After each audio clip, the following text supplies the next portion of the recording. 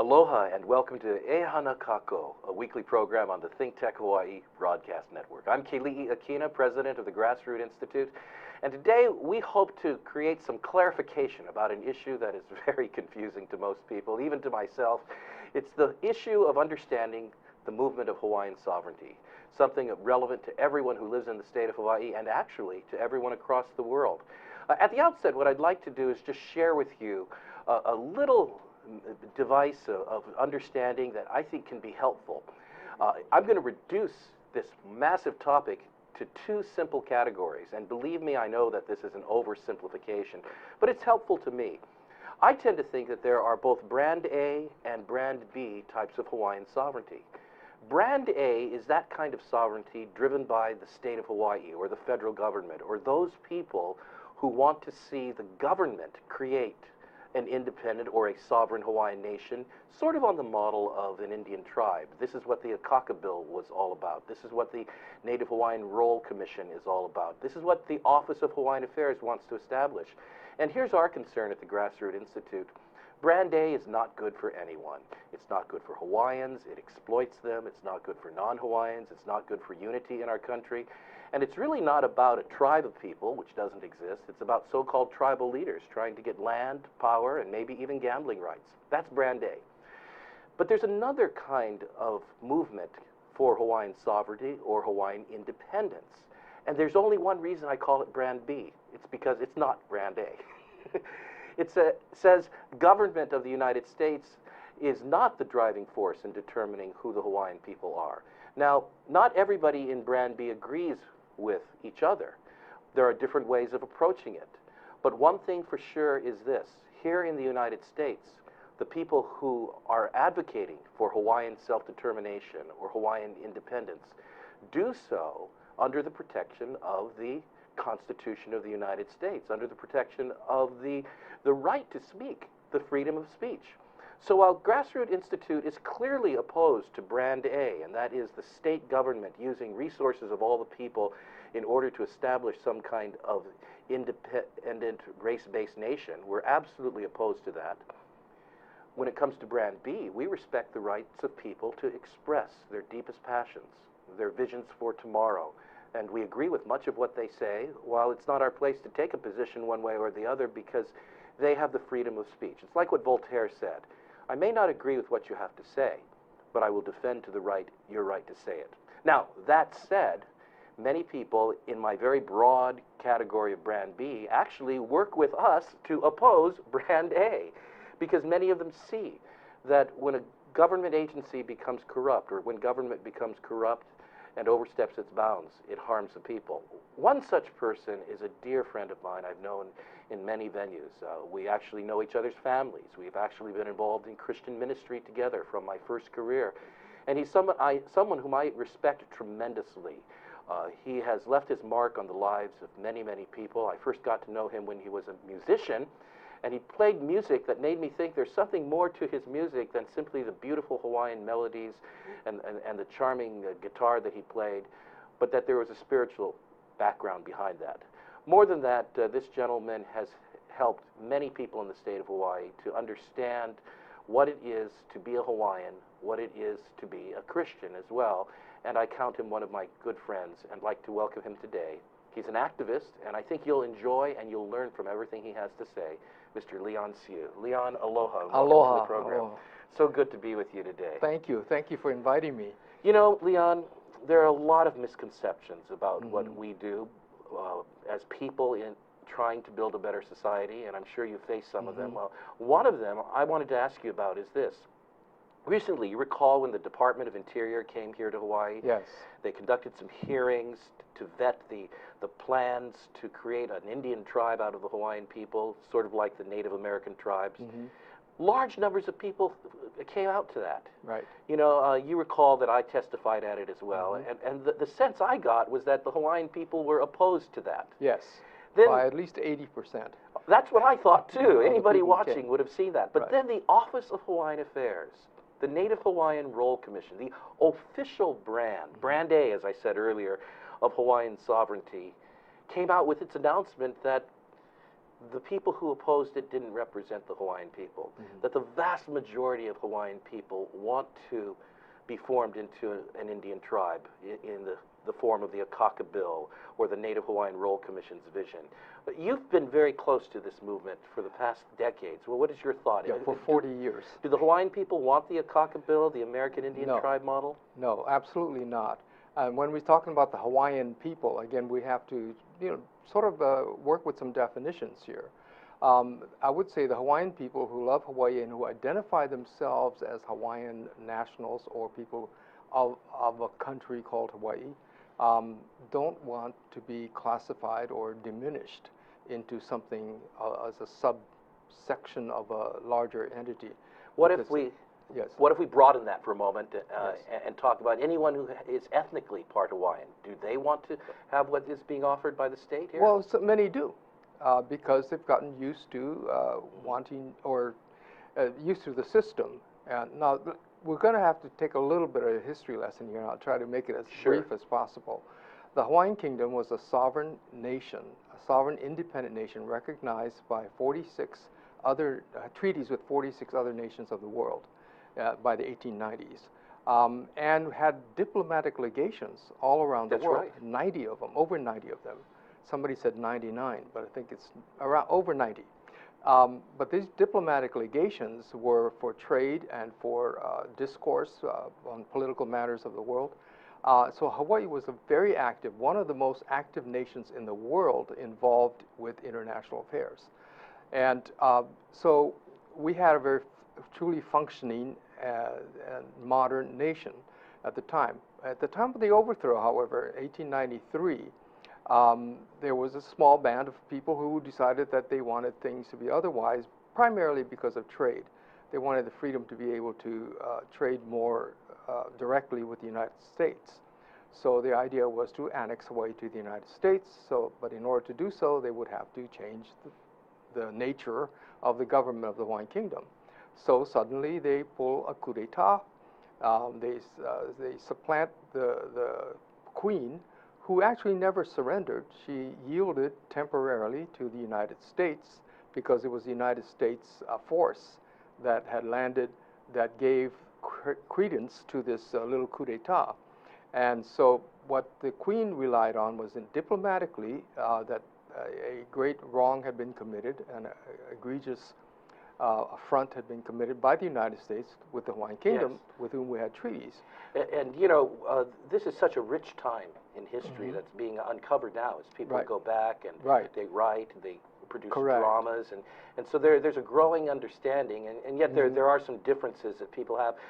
Before we continue, I do want to ask you a little bit about that time in history. All right. Because another misconception about those who are promoting Hawaiian self-determinism is that it's all about race. Yeah, right. In Okay. fact, the current state model, the Office of Hawaiian Affairs, the Native Right. Hawaiian Roll, the Federal Indian Tribe Recognition says if you have this blood, Right. you can be in it Right. and get the benefits. Right. If you don't, you're excluded, and Right. we oppose that. And that Is was this not the really- criteria of the Hawaiian Kingdom. Tell me more The about Hawaiian that. Kingdom, actually, Kamehameha III in the 1840 1840 Constitution actually says all men are made of one blood. So And that he word is did koko, not- isn't it? Right, right. So he did not recognize one blood superior to another. So racially.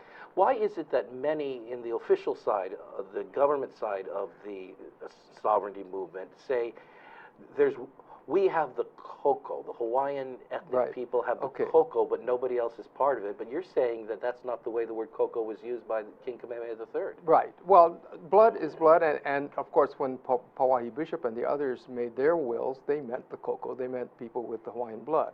However, when you're looking at the government of the Hawaiian Kingdom, or a Hawaiian national, or a Hawaiian citizen, for lack of a better word, you didn't have to have the blood to be that. So And yeah. forgive my simplifying this, but does that mean that if, hypothetically, all the lands that once belonged to the Hawaiian Kingdom and the Hawaiian Kingdom's people were given back to somebody, they wouldn't be given back to people on the basis of race. They would have to be given back to a people who are of multiple races. Well, actually, no, that's not Uh-huh. true All because right. of how the land division was Sure. created by Kamehameha III. we're getting far afield here, but, Okay. but I want to just stick to the point of who can be a citizen or who was Yes, a citizen. please amplify and that. that would be anybody who decided that they either were born here. So many of the missionary children were born here, Thurston and Dole. They were born here. They were Hawaiian citizens. They were Hawaiian nationals. Now, Thurston is the ancestor of a man named Thurston Twig Smith. Yes. And so you're saying his ancestry actually is a Hawaiian Kingdom ancestry. Correct. And so I think this is news to a Correct. lot of people. Freddie Rice, too. Freddie Rice of Rice v. Cayetano, Mhm. who argued that the election for determining who manages the resources of the Hawaiian people shouldn't Correct. be Right. simply left to people of one ethnicity, Right. but of all people of Hawaii. Right. His ancestors were also part of the kingdom. Okay. Yes. This is a very broad with- understanding, Leon. Right, and it's so what had happened after the overthrow of the Hawaiian Kingdom and the efforts to win the Hawaiian Kingdom back. By the way, the Hawaiian Kingdom was never annexed to the United States. It was defeated twice in the Senate of the United States. Now, before you go on, of course, I hope you are Yeah. fully aware that not all of our listeners accept that as the proposition of history. Correct. That is debated. Right. And so I'm not really going to go into it now, because I do want to hear the rest of the story. But this is Yes. this is why the continuity of the Hawaiian Kingdom is so important, Oh. because if the Hawaiian Kingdom was never annexed, then the Kingdom of Hawaii is still extant. Okay. Okay. Now, let me understand something, because there's a phrase used today, Mhm. unrelinquished sovereignty Yes. of the Hawaiian Kingdom. Yeah. Does that refer to this understanding you've expressed, or is it different? It really refers to, again, you have to Yes. define what sovereignty means. Mhm. And it really refers to the apology issued in 1993. All right. Because that's where the unrelinquished sovereignty comes from. But it doesn't define what does that All right. mean. So we don't really know what it means. So that's right. But it's true that the Hawaiians never gave up, and the Hawaiian Kingdom never gave up its sovereignty. But it was taken over anyway, and an act, a resolution claiming to have annexed Hawaii was passed by Congress, and it was then went into effect. But then the state or the Hawaiian territory of Hawaii, as well as the United States, then started a long indoctrination process of really trying to erase the memory of the Hawaiian Kingdom and the sovereignty of the Hawaiian Kingdom. Okay, now let me just pause right here, because we're going to go into a break. Okay. But I think you've expressed well the position, the premise from which you operate. And I think it's important, as we mentioned a little bit earlier, to understand that there are people who have a clear understanding of where they believe history has come from and where we need to go, and that they have every right to express this view, and it's an important view to be talking about. But it differs very much from the official brand of state-sponsored programs to create a sovereignty. This may seem a little complex, but bear with us. There's much more to come, and I'm so glad to be with Leon Siu. I'm Keli'i Akina, and we'll be right back on E Hana Kako after this short break. Aloha. Aloha, my name is Kenneth Lawson. I'm your host here at Life in the Law. I'm really interested in law as I practiced it for 18 years before coming to Hawaii. I practiced criminal law and civil rights law on the mainland. Now I teach law at the University of Hawaii Law School, William S. Richardson School of Law, and I bring in guests who are very current on legal issues that affect your life here in Hawaii. Come and join me every Wednesday at 1 p.m. as we explore how the law affects you, how the law is changing, and why it's important that you should care about what's going on in your community. See you then. Aloha and welcome back to E Hana Kako. We're here every week on the ThinkTech Hawaii Broadcast Network. I'd like to thank ThinkTech Hawaii's producer, Jay Fidel, and all of the team for doing a fabulous job of bringing conversations together and letting them happen. Conversations that otherwise might not happen. And I hope that you recognize that today's conversation, in many ways, is one of those. It's one that seeks understanding. It's one that brings people together, even though all of our starting points aren't the same. But we have a commitment to a common value. One of those values is E Hana Kako. I think many of us here in Hawaii will recognize the statement or the invocation, E Pule Kako. Let us all pray. Let us all together inclusively pray. That's what that means. At the Grassroots Institute, we say E Hana Kako. In other words, let us all work together. Let's hana together. And we may have come from different places, but let's unite people in order to work together for a better economy, a better government, a better society. And we're talking a little bit about society and government today. My guest today is a man who's dedicated his life to the pursuit of justice, not only for the Hawaiian people, but for people across the world. He is known for his work amongst indigenous people. He's been a great educator, and he's also a musician, and we're going to jump back into a conversation after I take a quick detour. But Leon, again, welcome back. Thank you. Leon, you're a man of faith. And you mentioned earlier in the first segment not only that people of multiple ethnicities were part of the Hawaiian Kingdom, that the Hawaiian Kingdom wasn't divided on the basis of ethnicity, but you cited a source. You cited the Constitution of 1840 and said that in the words of Kamehameha III, it said that all human beings come from one blood, created by God, Keakua, from one blood.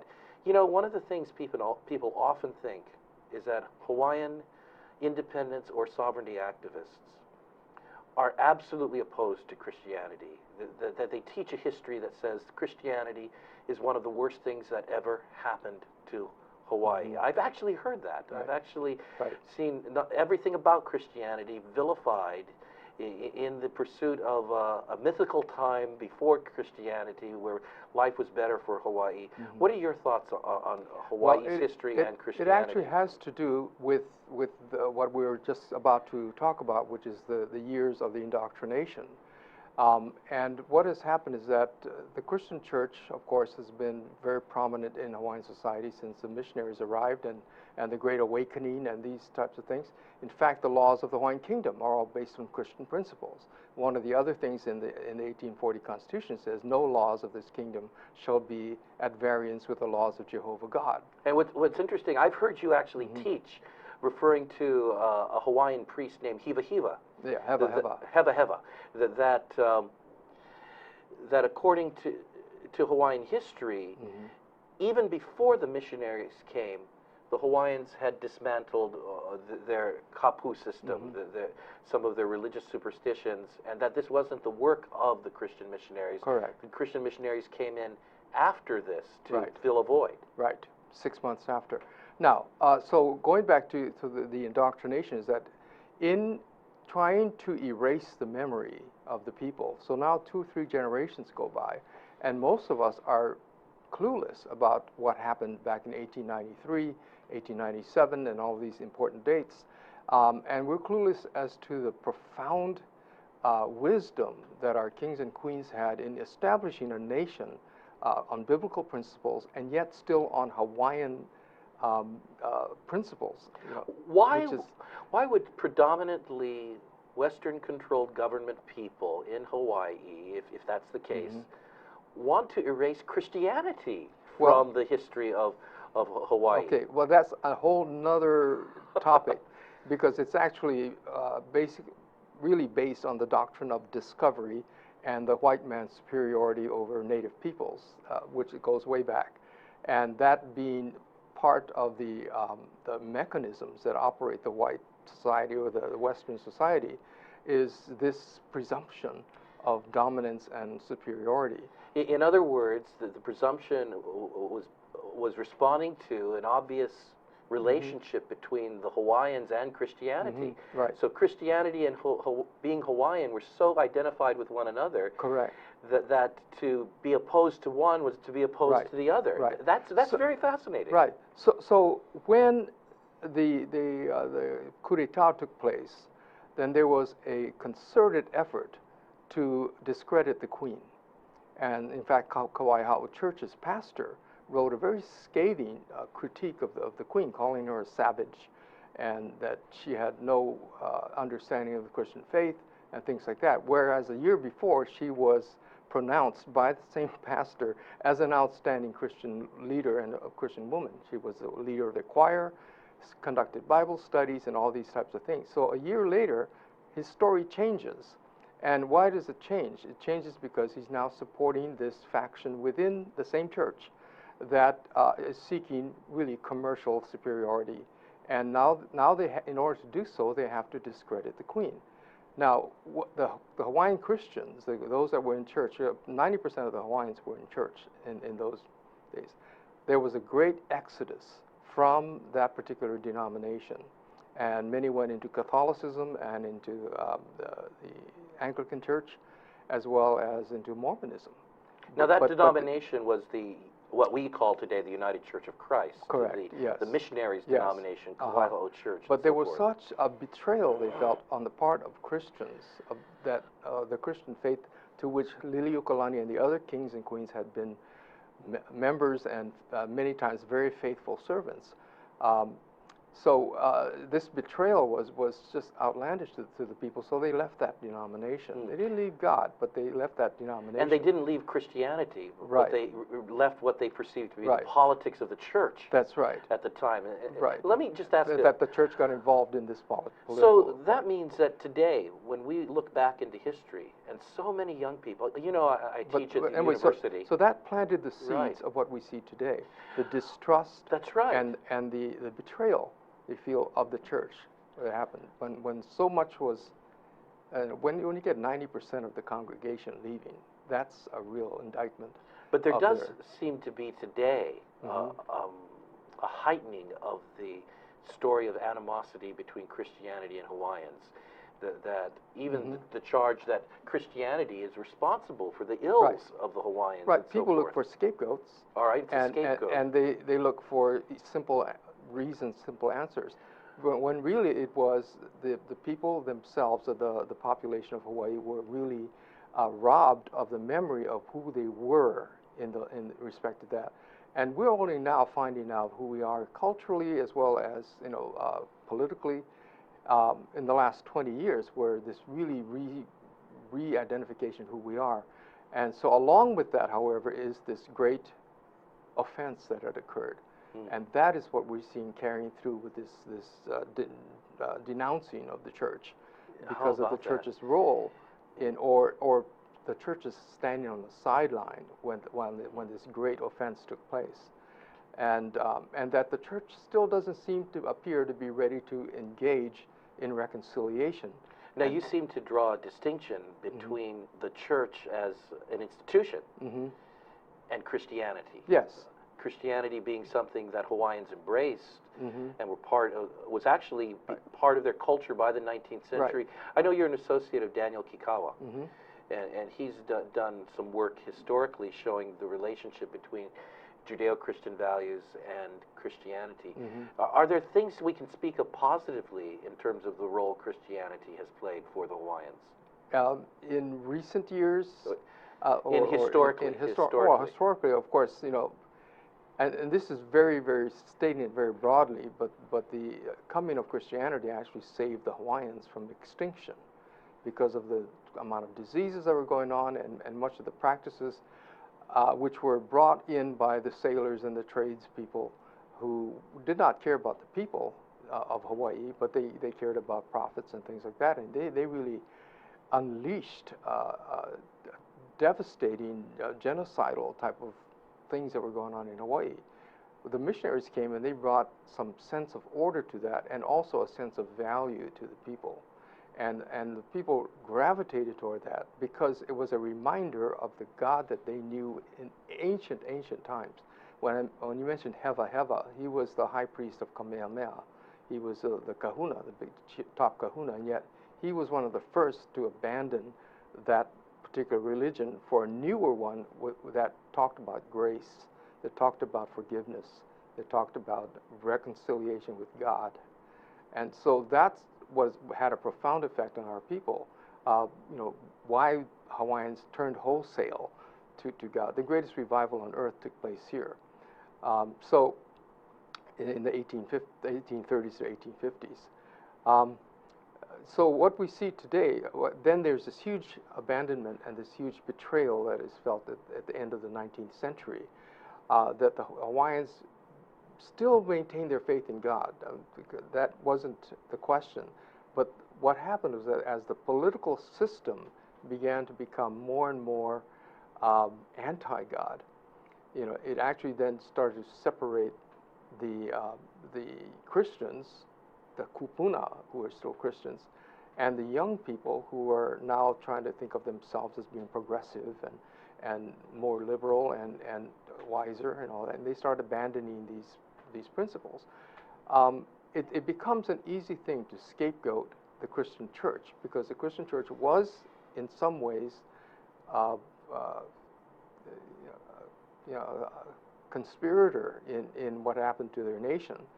But what they're looking at, of course, is kind of a worldwide trend, what's going on, which is to take the Judeo-Christian values and try to trash them and say that they're no longer relevant and that they have been harmful to peoples. And actually, the opposite is the truth. Totally the opposite. You mentioned worldwide. Yes. That there is a trend across the world to tell Yes. the story of colonization, imperialism, and so Correct. forth. Yeah. In and terms there's of the truth in institution, that. Yeah. the institutional Right. Christian church has Correct. been anything but innocent. Yes. But that's very different from And- the actual faith of Jesus.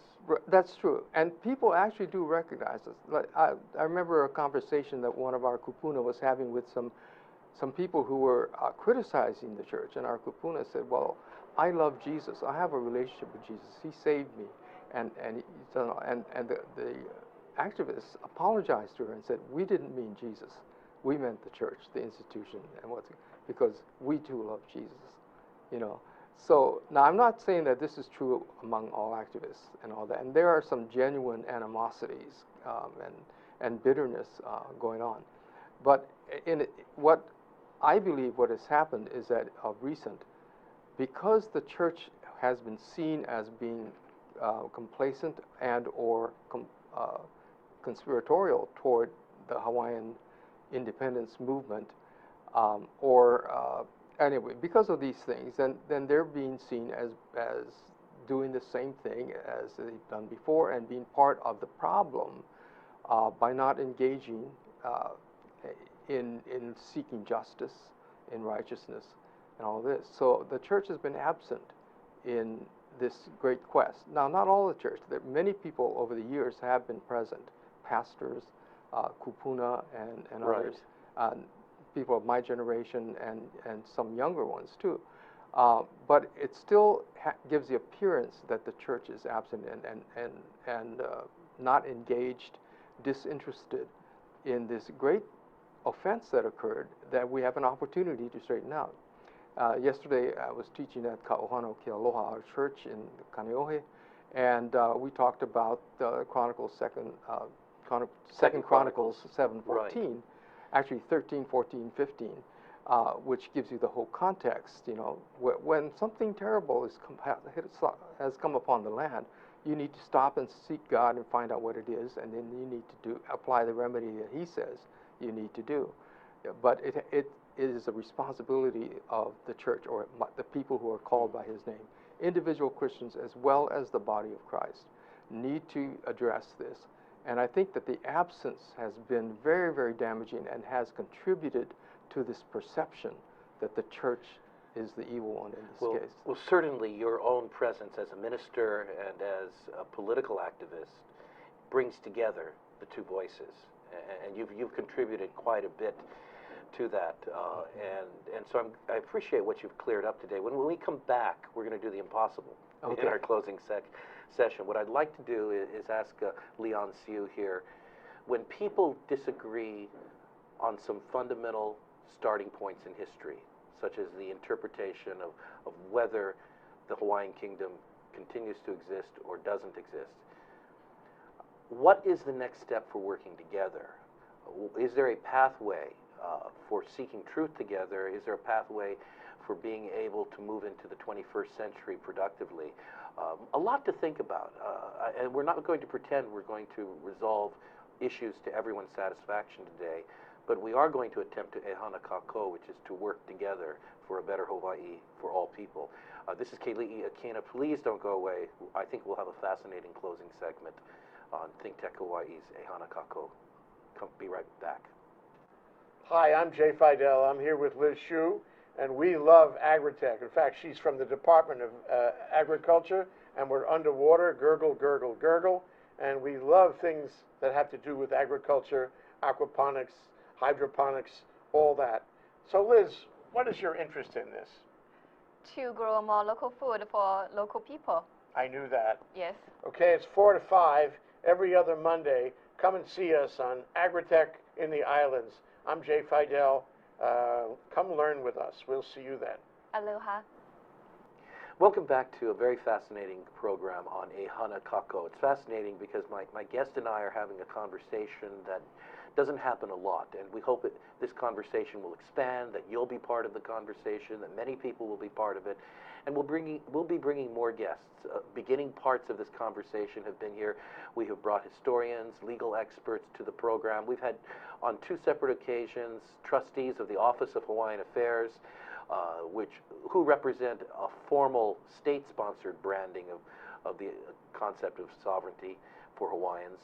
And today I'm very pleased that we have our friend Leon Siu to help us understand the issue more fully. I'm going to just dive right back in and ask Leon to kind of do an experiment with me. Okay. Leon, let's be honest.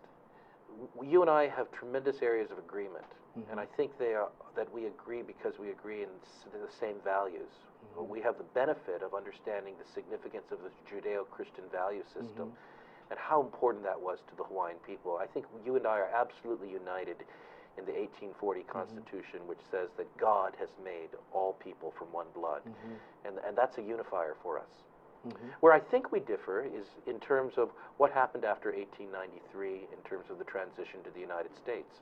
If I understand your position correctly, you hold that there is an unrelinquished sovereignty of the Hawaiian Kingdom, that it was never relinquished by Liliuokalani. By the people. And by the people. And I understand that, and I understand that if you hold that starting position, where it necessarily has to go. Right. I hold, along with perhaps one of our analysts at Grassroots Institute, former Attorney General Michael Lilly, that there was a legitimate end to the Hawaiian Kingdom, and that the sovereignty of the state of Hawaii and more generally the United States are legitimate. And I understand that that's a position you don't hold. Well, so here is what I want to do now. Where do we go from here moving forward? I think we have one alliance, and that is the attempts by the United States federal government and the state of Hawaii through the Office of Hawaiian Affairs to create an Indian tribe have to be opposed. Right. So we go to battle together on that. All right, because that's exploiting the Hawaiian people, and it starts an illegitimate form of government. But where else? How else Well, do you we know, move this is forward? interesting because I had this conversation with Ken Conklin Yes. as well. And that is exactly it, because if you're right with your analysis, then what you're saying is correct. If we're right with our analysis, what we're saying or the process that we're leading to is correct. So it really comes down to that one point. So let's say we set aside that point for now, because history will bear it out. Time will tell which perspective or what the truth is about our interpretation of the period of time. But for right now, the crisis is, as you're pointing out, is that there is the attempt by the United States and its Department of Interior, in collusion with the Office of Hawaiian Affairs and Kana'i Oluwalu, Native Hawaiian role, to subject the Hawaiian people as a native tribe under the United States. Now, this is something we're adamantly opposed to, because what it does is it negates or it denies what we know to be true, that we are still a sovereign nation and we're still a sovereign people. And that's why we're opposing it, because we're working on restoring our sovereignty. Now, it doesn't mean that if it passes that we cannot restore our sovereignty. We can do that still, but it'll be a great detour, let's say, or another obstacle to overcome in the path if we didn't have an Indian tribe all of a sudden spring up and say, this is our land, and we have made a deal with the United States, and you know. Certainly. Yeah. You know, we just had our 2014 Hawaii state elections. And as far as I can tell, across the board, we re-elected people, for the most part, who stand for this brand A federal or state-sponsored form of tribalism. Sometimes I think that even amongst our politicians, many of them just don't understand it. That's right. Uh-huh. And it's going to take some time to get people to understand it. What we want to do, our first tactic, so to speak, is to stall things. To say, don't move so quickly that you're going to do something that will be more damaging.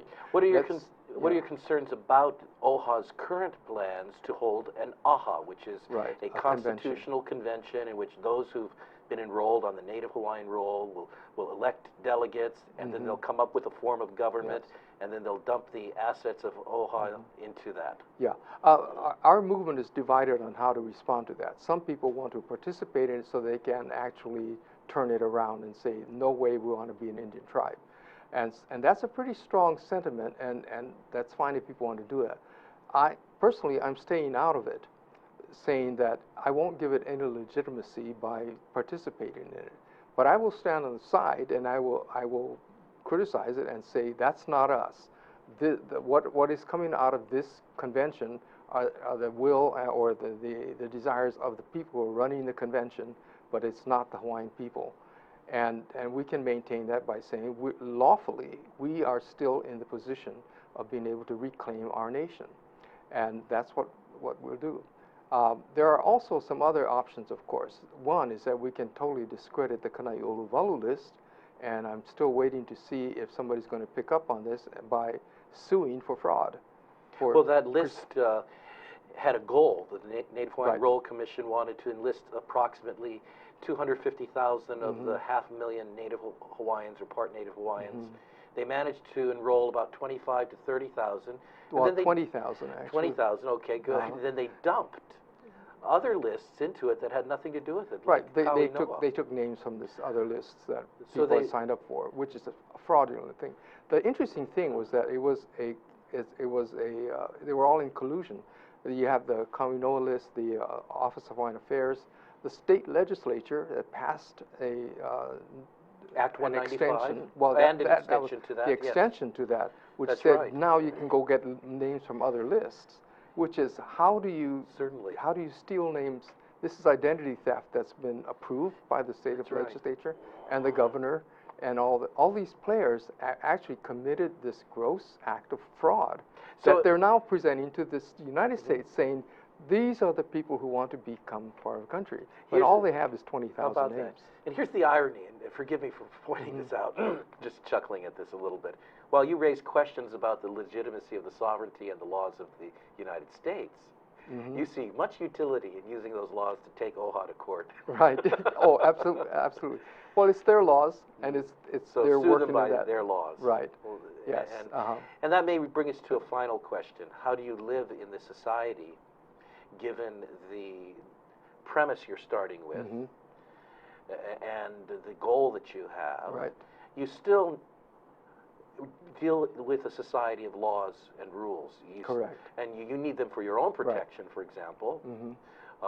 You want to call upon them to bring the government into alignment, such as the suing and perhaps of the state. But just on a general question, I thought before we'd leave, it's I'd an ask awkward situation. Yes. Because one, we don't have the mechanisms of our own government to call upon. Like we have a court set up, but it's not functioning to the point where we can actually rely on it to bring cases before it. That is the Hawaiian Kingdom has a court set up. The state of Hawaii has its courts, but we get no relief there because every time a decision is made in deference to United States laws and not to Hawaiian Kingdom laws that govern us. The other thing is just trying to live as a Hawaiian national in the United States is really quite a challenge. For instance, I can imagine. Any person can go rent a car if you've got a driver's license, a U.S. driver's license, or if you're from Japan or Norway, you can go rent a car. A Hawaiian national with his Hawaiian national driver's license cannot rent a car because they consider our identification and our citizenship in our own country as invalid. Now who makes that decision? You have a national structure, a nation called Keapuni o Hawaii, which issues documents and of which you actually have an official role. You have a title. Yes, I'm the Minister of Foreign Affairs, which is why I spend so much time abroad. Okay. Do other such entities exist with their own documentation and their own yes. claim to authority? Yeah, there are quite a few. How do you navigate that if there are several Hawaiian kingdoms? Well, at this point, because we are in an awkward situation where we believe we are still a sovereign nation operating, the United States tends to discount that and not believe that. So we're in an awkward situation. We have the right to issue our own identity. We have the right to claim our identity, to claim our nationality. The U.S. government actually has no right to say, no, you're not a Hawaiian national. But my question was more, what distinguishes Keopuni o Hawaii, your nation, from the others that claim to be the ongoing Hawaiian sovereign entity? Okay. That's a long discussion because there's lots of differences. Right, okay.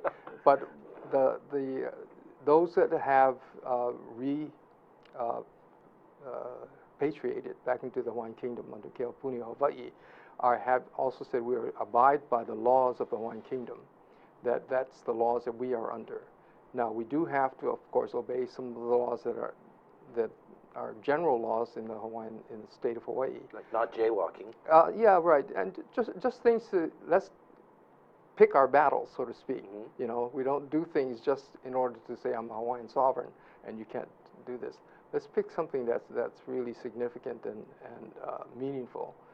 And so until we get to the point where we can, and we have been asserting our rights as Hawaiian nationals, and we're actually making quite a bit of progress with that.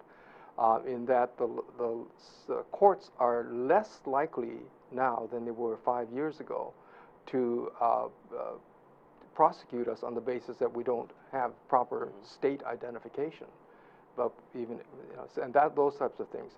The state courts are being hard pressed on the issues of land ownership, because many of our people can prove that they are the lineal descendants of people who were granted these lands. Well, that's a good place where we need to stop, unfortunately, and maybe have a whole program on land and its transactions today. But Leon, I want to tell you, I appreciate you tremendously. Thank you. And I mean with all my heart that although we disagree on our starting premise and on our goal, we are people here in this land of Hawaii living together. And from my frame of reference, I am so grateful for the First Amendment and will, under the First Amendment, defend your right to critique our government, to offer a different path, to object, to exercise free speech. And the Hawaiian Kingdom also has the equivalent to that. Absolutely. In fact, many of the laws overlap because many of them have become part of Hawaii Revised Statutes. Correct. So hopefully, actually, Hawaii Revised Statutes are based on the laws of the Hawaiian Kingdom.